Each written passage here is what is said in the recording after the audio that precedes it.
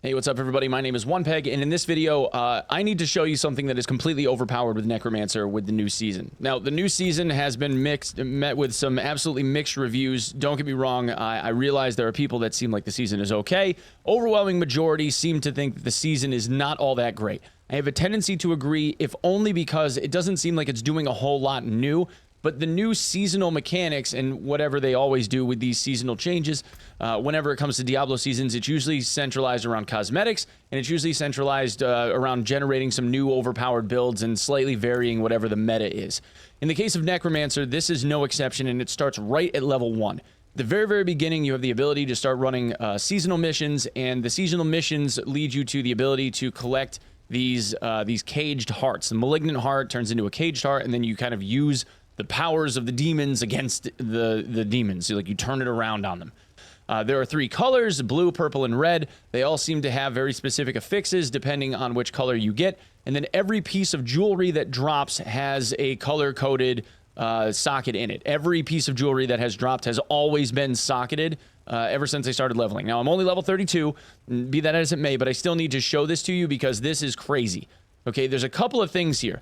The first one is this one. When at least 4 enemies are near you, gain an aura that automatically curses surrounding enemies with decrepify.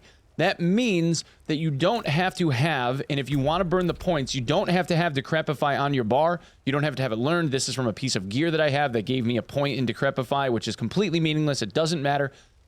If you want to, though, you can do the 3 points into the decrepify extra perks, and those will count. But what it does is it puts an aura around you in a ring that's about, I don't know, 3 meters in radius, something like that, 5 meters in radius, and will curse anything that gets close to you. This has scaled, this says 4 enemies and says 6 to 17 seconds.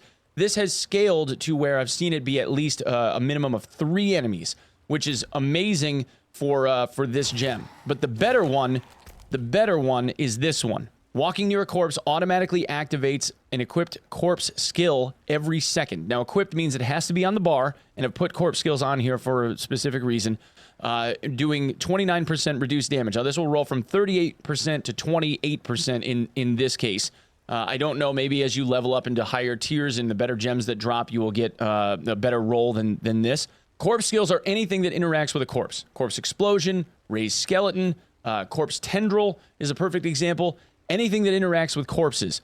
So if I walk closely to these corpse piles over here, you'll start seeing them be cast on every second.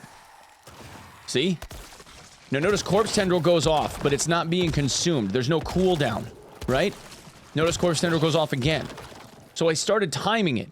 It recasts corpse tendril on its own every 6 seconds. But here's the better thing. Watch my essence. See it jump up? Every time I consume a corpse, because I have the perk, I have the talent that says whenever I consume a corpse, it generates essence, that counts.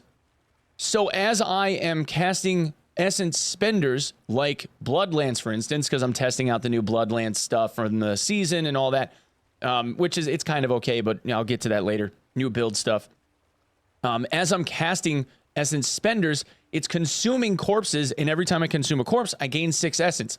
So it is a passive essence generator of an additional 6 essence per second, which is huge. That's huge, huge. The build potential around that one stupid heart is absurd. The stuff that you can pull off with it. Now, there are moments in time where you wish that things wouldn't necessarily cast because of timing and all that other stuff, but it's not consuming the cooldown. And in the case of wanting to generate, say, blood orbs or whatever, you can have that auto cast on its own, not consume the cooldown, and then recast corpse tendril because of this affix where I have corpse tendrils generating blood orbs 35% of the time. That means that on packs, you're generating just tons and tons of blood orbs. So for things like the free cast of Bone Spirit using the unique chest piece, or things like this new affix that you have with Blood Spear that gives you like free blood spears that are generated from the blood orbs and it turns them all into spears and they just start lancing everything at once. It can be extremely, extremely strong as you're leveling. I've already seen the potential in this, and I'm definitely going to be focused on making more builds for this. It is really, really cool. Anyway, guys, that's what I have for this one. Thanks so much for coming and checking it out. Hopefully this was short and sweet. If you would be so kind as to sub the channel here, that would be absolutely amazing. I would love you forever. Also, I will be live as soon as this video is live over at twitch.tv/onepeg. Hope to see you there. Love you guys. We'll see you soon. Peace.